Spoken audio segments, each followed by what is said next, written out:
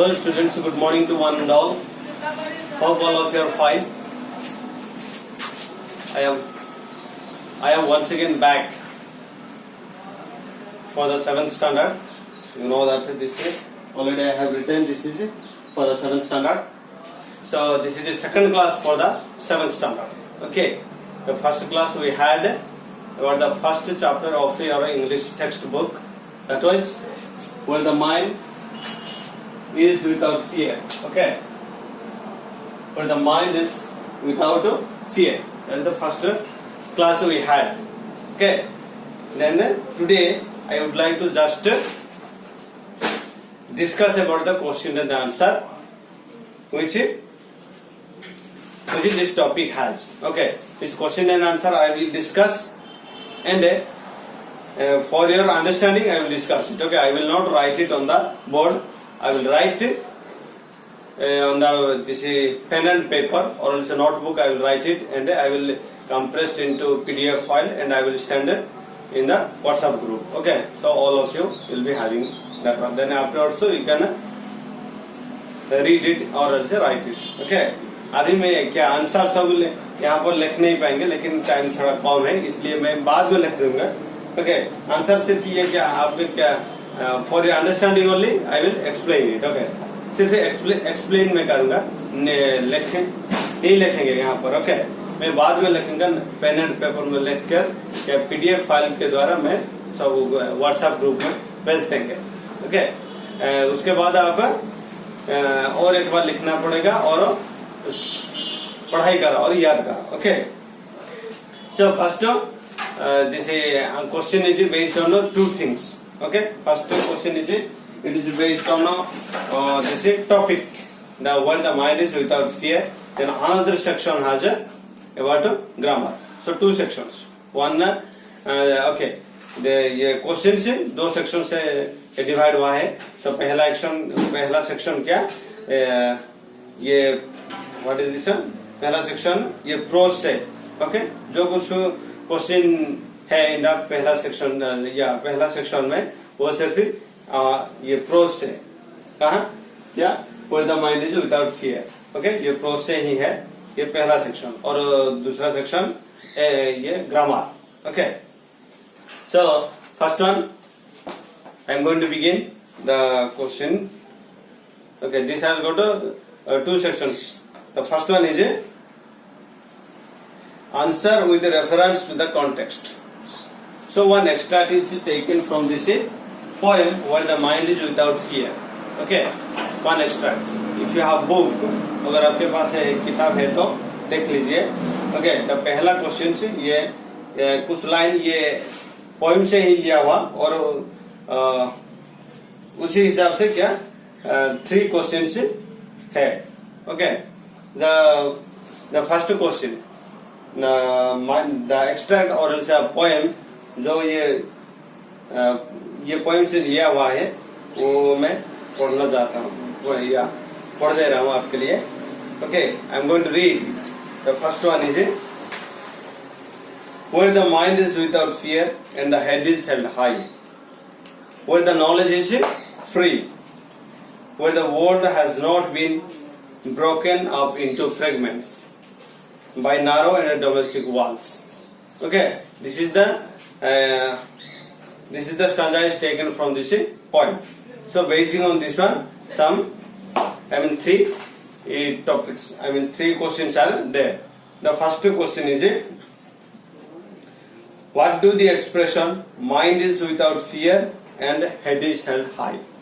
The first one is what is the expression of mind is without fear. Okay, mind is without fear and head is held high. Here I told you the mind is without fear. The fear here the poet is speaking about during the time of this Britishers what the Indians had. Okay, that fear. So about that one, the mind is without fear is expressed. Okay, then a head is held high. The next expression is here the poet is telling that in India, okay, people should not live with fear and anxiety. They should live with they should live the life with dignity and respect. Okay, that is the meaning of head is held high. The next question is what is the impact when knowledge is not free? Okay, when the knowledge is not free, that time, okay, when knowledge is not free, the poet is telling that one, that people will not understand anything. Okay, the Britishers can divide the people based on its religion, caste or color or anything else. So that is the problem they will face, and then the people cannot strive to perfect their goal. Okay, to attain their goal, they cannot do it. So that is the problem what the people will face. And the third one is what breaks the world into fragments. Okay, the world is broken into fragments according to the poet is that one, the divine and the Britishers. Okay, जब britisher India पे थे अंग्रेज लोग, उसी समय क्या India को क्या धर्म और जाति ऊपर जाति और धर्म अनुसार क्या डिवाइड कर देते थे. Okay, that is the fragment. This is how the world was divided into fragments. Fragments means small pieces. Okay. Then the second one is where words come out from the depth of truth, where tireless striving stretches its arms towards perfection, where the clear stream of reason has not lost its way into dreary desert send off for dead habit. Okay, so based on this one also there are three questions. Okay, this first question is what does the line where words come out from the depth of the truth mean? Okay, here the poet is telling or I'll say urging the people of India to speak the truth. Okay, the first one. The second one is why has the poet used the word tireless to describe striving? Because here the poet has used the tireless word. Okay, the tireless, the term he has used that the poet is advising the people of India to proceed or say to strive. Strive means try hard. Yeah, okay, strive. S-T-R-I-V, strive. Means try. Okay, कोशिश कर. Okay, try. That is it. The striving. Here it is used striving, ing form. Okay, that's the difference between strive and striving. Okay, so here the poet is used. The poet is asking, why has the poet?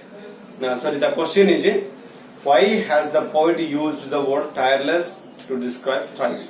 So here the poet is advising the people of India to strive or strive for his or her own goal. Okay, that's why he has used the word tireless, means without any rest. Okay, without any rest, one has to go after its goal. Okay, then the next one is what has he compared reason and the dead habit with? Here reason and the dead habit here is compared to the blind belief. Okay, अंधविश्वास के साथ क्या तुलना करता है कौन? Poet. Okay, that is what he has compared reason or the dead habit, or else say what is called a blind belief or social evils. Okay, he has a compared. Then the next one. Okay, where the mind is led forward by thee into ever widening thought and action, into that heaven of freedom, my father, let my country awake. Okay, so basing on this one, also there are three questions. Okay, the first question is whom does the poet address as thee and my father? See in the first here thee. Okay, here thee is used. Thee is The old English I told you, the it is you. Okay. Here the poet has used the for a God. Okay. That's the first answer. Then second one is yes, thee and my father both the poet has addressed. No, these are thee and my father. My father. My father. So this both refers to whom? God. Okay. God. And the next one is next question. According to the poet, what must be done for achieving ever-widening thought and action? Okay. So according to the poet, education must be all. Okay. Education must be for all. Okay. And the blessing of God also is necessary. Also, people also should reason out. Okay. To ever-widening thought and action. Okay. The next one is describe the poet's version of heaven of freedom. Okay. Here the heaven of freedom means what? Here is it. The poet has used heaven of freedom. Okay. Heaven of freedom.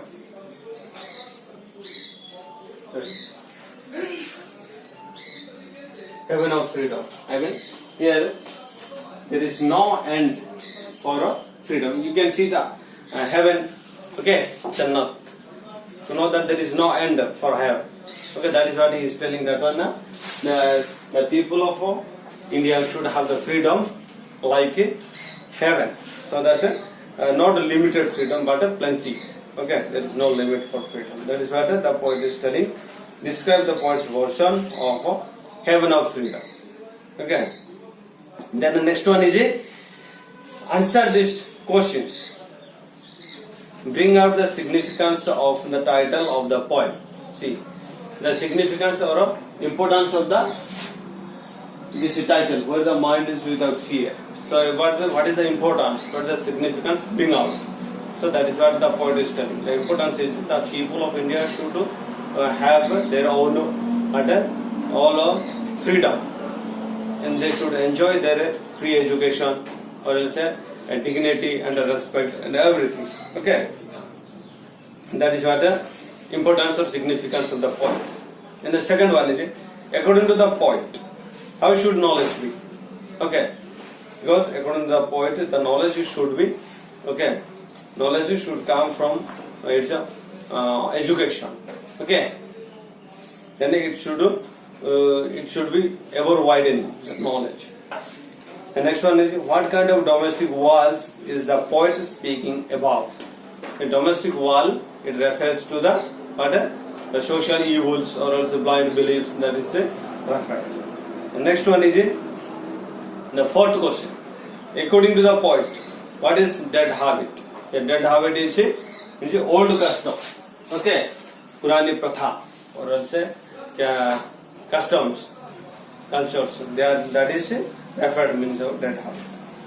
Then the next, this is the first section. And next one is about based on grammar. So about this grammar, I do not know whether you have studied or not. Here the grammar section is taken from the figures of speech.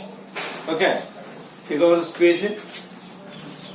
Here it is taken. The grammar section begins. The first question: identify an example of each of these figures of speech in poem. Okay, so these things are given: alliteration, personification, and a metaphor. Okay, 3 are given in this chapter. So what is the question is identify these things in the poem. So first you know that what is figures of speech. So figures of speech is a departure from an ordinary form of expression to create a greater effect in the speech. That is called figures of speech. Okay, I will write it down. Okay, I will write it. मैं लिख दूँगा क्या सब question का answer और group में भेज दूँगा. Okay, because for a better understanding, only I am explaining about this one. So that is called figures of speech. Parts of speech is different from figures of speech. Okay, this is figures of speech. and figures of speech may be classified, okay, based on its what is resemblance, association, contrast, and a contraction. The contraction like climax and anticlimax. So first one, this may be classified based on its own what is resemblance. So those based on resemblance includes a few things like simile, metaphor, personification, apostrophe, and alliteration. So based on resemblance, these things are included. Okay, resemblance. So first you can ask me what is simile. You can ask me. Or you say what is alliteration or personification or metaphor. Okay. So you know that what is metaphor because alliteration first it is asked in this point. Okay. Identify the alliteration. Same. Alliteration is a okay. This one, the first one. Okay. Alliteration is a type of sound or the letter. Okay, similar type of sound or letter that is used in the beginning of easy sentences. Okay, that is called the alliteration. For example, okay, the sheep. Okay, sheep should sleep in the shed. Okay, so example of this alliteration: sheep should sleep in the shed. So that is the example of alliteration. Here the same types of sound or same types of words are followed in the sentence. So this kind of so उसी तरह से क्या sentence है क्या poem में है कि थोड़ा identify करो with the question. Then the next one is personification. So personification is a what? It is a impersonification. Okay, in inanimate objects or else the abstract notions are spoken as if they are having life or else intelligence. Example, if I tell you, for example, I will tell you, pride goes before every fall. Okay. Her failure और else हर परेशानी के पीछे क्या घमंडी होती है. That is the meaning of pride goes before every falls. Here, pride means what? Ghamandi karna. Okay. Here, the pride is it is not a human being. It is a what a abstract notion. But here it is used as a pride is a living being. That is the meaning of personification. Then comes metaphor. Okay. So metaphor is an implied simile. Okay, it is not exactly like simile. Okay, it is an implied simile, but it acts like another or acts as another, and that proceeds and takes for granted, and it tries to present both the objects as one. That is the meaning of metaphor. So metaphor, if I give you example, you can understand. Okay, here. Metaphor, for example, if I tell he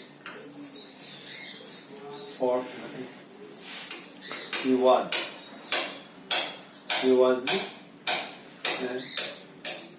a lion in the war. Okay, he was a lion in the war. That is the meaning of this metaphor. Here, what is this one?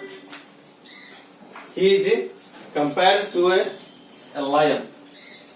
Okay, here this is a person, but his carriage or his quality is compared compared to a lion. Okay, so it is what metaphor is an implied simile. Implied simile means in simile. What this one? It is totally different from this metaphor.